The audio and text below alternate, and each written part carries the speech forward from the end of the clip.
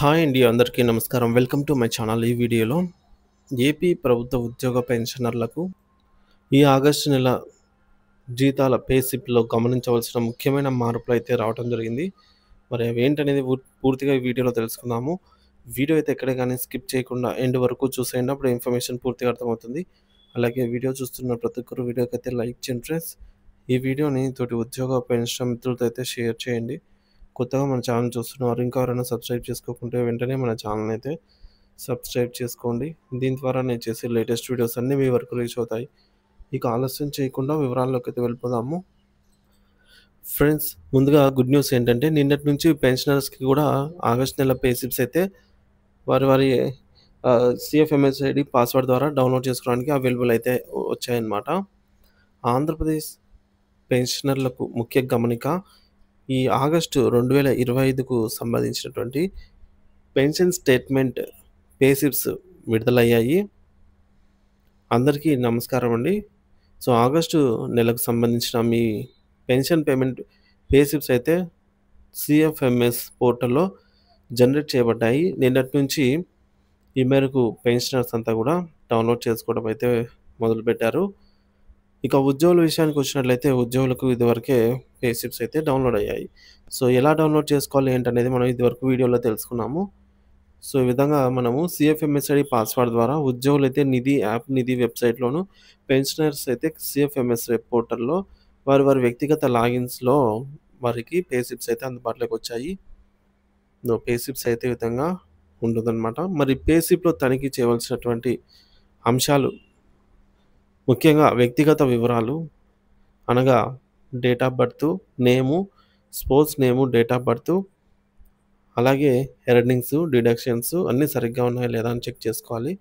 Pensioners కూడా same అండి.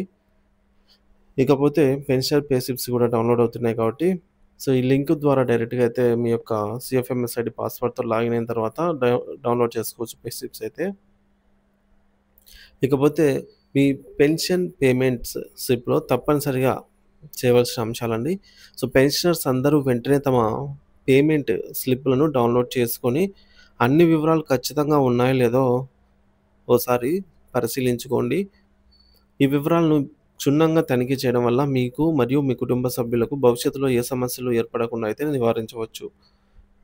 So, మీ యొక్క పెన్షన్ పేమెంట్ స్లిప్‌లో తప్పనిసరిగా తనిఖీ చేయవలసిన అంశాలైతే కొన్ని ఉన్నాయి.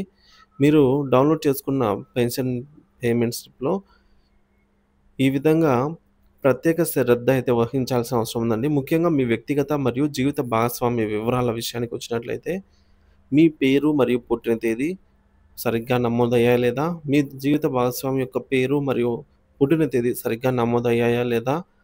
అనేది చెక్ చేసుకోండి. 2008లో పదవి విరమణ చేసిన కొంతమంది పెన్షనర్ల స్పోస్ పుట్టిన తేదీ నమోదు కాలేదని మా దృష్టికైతే రావడం జరిగింది. ఇలాంటి లోపాలు ఉన్నట్లయితే వెంటనే సరిదిద్దుకోవాల్సిందిగా అయితే మనవి.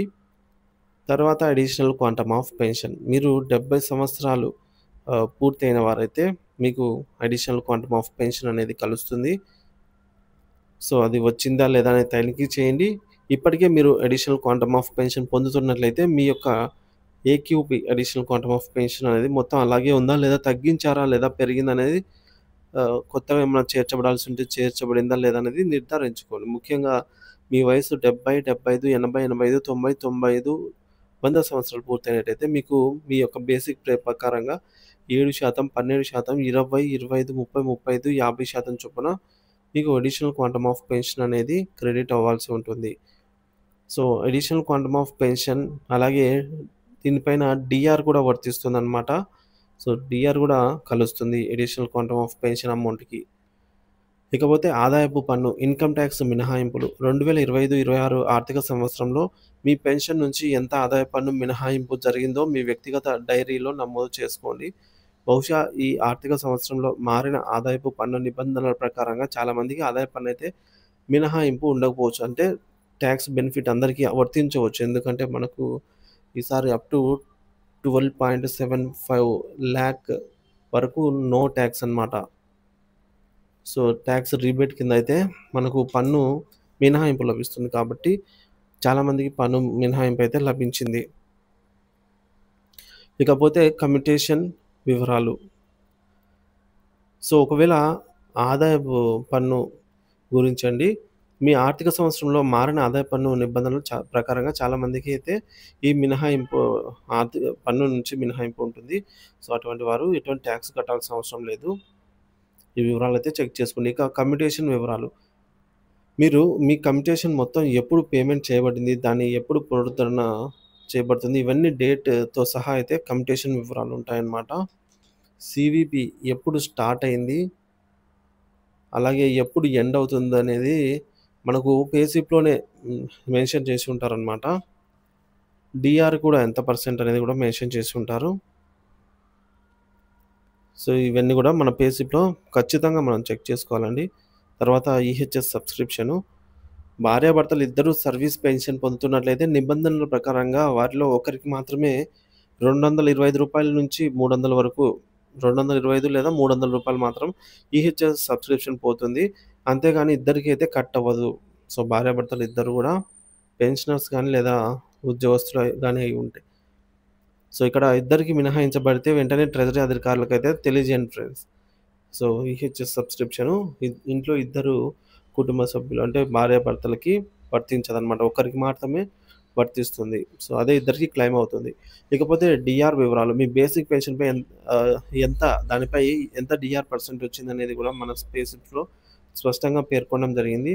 అది గమనించండి. ఇంకా స్టేట్ గవర్నమెంట్ రూల్స్ పొందుతున్న వారికి, స్టేట్ గవర్నమెంట్ స్కేల్స్ పొందుతున్న వారికి డీఆర్ 33.67% గాను, యూజీసీ స్కేల్స్ పొందుతున్న వారికి డీఆర్ 46% గాను ఈ పే స్లిప్‌లో అయితే ఉంటుంది. అది చెక్ చేసుకోండి. ఈ శాతాలు సరిగ్గా ఉన్నాయా లేదా అనేది. మీ సర్వీస్ పెన్షన్ మరియు ఫ్యామిలీ పెన్షన్ 2 పొందుతూ ఆ రెండిటిపై డీఆర్ తీసుకుంటున్నట్టయితే నిబంధనల ప్రకారంగా ఏదో ఒకదానిపై మాత్రమే డీఆర్ అయితే తీసుకోవాలి. ఆ విషయాన్ని ఒకవేళ అలా ఏమన్నా రెండిటికి డీఆర్ వస్తున్నట్లయితే మీ యొక్క ట్రెజరీ అధికారులకి వెంటనే తెలియజేయవలసిందిగా అయితే మనవి. ఇక ట్రెజరీ మరియు డీడీఓ కోడ్. ఈసారి పెన్షన్ పేమెంట్ స్లిప్‌లో మనం ఏ ట్రెజరీ ద్వారా పెన్షన్ పొందుతున్నామో ఆ ఎస్టీఓ యొక్క డీడీఓ కోడ్ కూడా నమోదు చేయడం జరిగిందనమాట. ఇదొక శుభపరిణామము.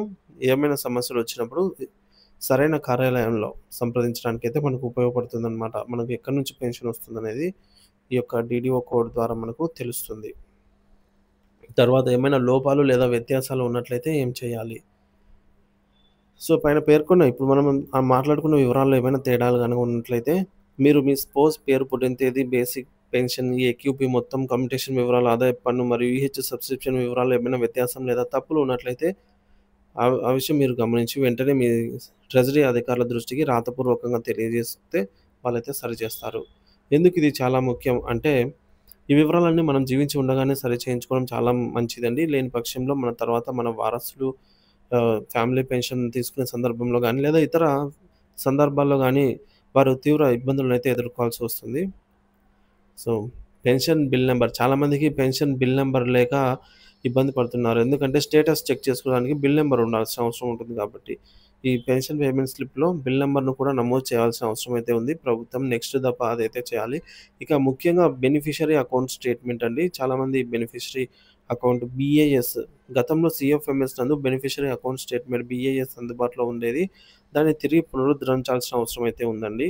ఇది పెన్షనర్లకు మరింత పారదర్శకతనైతే అందిస్తుందనమాట. చాలామంది పెన్షనర్స్ మాకు బీఏఎస్ కావాలి అనైతే కోరుకుంటున్నారు కాబట్టి. ఇంకా ఇప్పటి వరకు అప్రూవల్ అయిన బిల్లుల విషయానికొచ్చినట్లయితే ఇక్కడ స్క్రీన్ పైన అయితే చూడొచ్చు. అలాగే పేమెంట్ స్టేటస్, పెండింగ్ స్టేటస్ అయితే చాలా తక్కువ బిల్లులు మాత్రం బిల్ నాట్ అప్రూవ్ స్టేజ్‌లో అయితే ఉన్నాయి. అధిక శాతం బిల్లులన్నీ కూడా వెయిటింగ్ ఫర్ ఫండ్ క్లియరెన్స్ స్టేజ్‌లోనే ఉన్నాయి. ఈ యొక్క బిల్లులు ఏవైతే ఇంకా నాట్ అప్రూవల్ ఉన్నాయో అలాంటివి ఆల్మోస్ట్ ఈరోజు ఈవినింగ్ వరకు వెయిటింగ్ ఫర్ ఫండ్ క్లియరెన్స్ స్టేజ్‌కి అయితే చేరుకోవడం జరుగుతుందనమాట. సో, ప్రెజెంట్ బిల్లుల స్టేటస్ అయితే ఈ విధంగా ఉందండి. ఇంకా డిపార్ట్‌మెంట్ వారీగా చూసుకున్నట్లయితే ఒకటో తేదీన జమ కానున్న జీతాలు మరియు పెన్షన్‌లు ఈ మేరకు డిపార్ట్‌మెంట్ వారీగా చూసుకున్నట్లయితే పోలీస్ శాఖ, రెవెన్యూ శాఖ, న్యాయశాఖ, సచివాలయం ఎంప్లాయీస్, అలాగే హెల్త్ డిపార్ట్‌మెంట్, విద్యాశాఖ, పంచాయతీరాజ్ డిపార్ట్‌మెంట్ మొదటగా జీతాలు జమ కానున్నాయి. అలాగే పెన్షనర్స్‌కి కూడా ఒకటో తేదీనే పెన్షన్‌లు జమ కానున్నాయి. ఇక ఒకటో తేదీ తర్వాత మిగిలిన వారికి జమ అవుతాయి. అలాగే మనకు సెప్టెంబర్ 2వ తేదీన ఆర్‌బీఐ బాండ్ల వేలం ద్వారా 5,000 కోట్లండి ఈసారి. సెప్టెంబర్ 2వ తేదీన 5,000 కోట్ల రూపాయలకు ప్రభుత్వం అయితే ఆర్‌బీఐ దగ్గర ఇంటెంట్ పెట్టిందనమాట బాండ్ల వేలం ద్వారా. ఈ అమౌంట్ కూడా నిధి సకాలంలో చేరుకున్నట్లయితే మనకింకా ట్రెజరీ వారీగా చూసుకుంటే ఇంక అన్ని రాష్ట్ర వ్యాప్తంగా అన్ని ట్రెజరీ పరిధిలో కూడా జీతాలు, పెన్షన్‌లు ఒకటో తేదీన భారీ స్థాయిలో జమ అయ్యేదానికి అవకాశాలైతే ఉన్నాయి. బిల్లులలో కదలికను బట్టి ఎప్పటికప్పుడు జీతాలు, పెన్షన్‌ల తాజా అప్డేట్ అయితే మన ఛానల్ ద్వారా అందిస్తూనే ఉంటాను. ఇంకా ఎవరైనా మన ఛానల్ సబ్స్క్రైబ్ చేసుకోకపోతే వెంటనే మన ఛానల్‌ని సబ్స్క్రైబ్ చేసుకొని అప్డేట్స్ అయితే ఫాలో అవుతూ ఉండండి. Thank you for watching this video.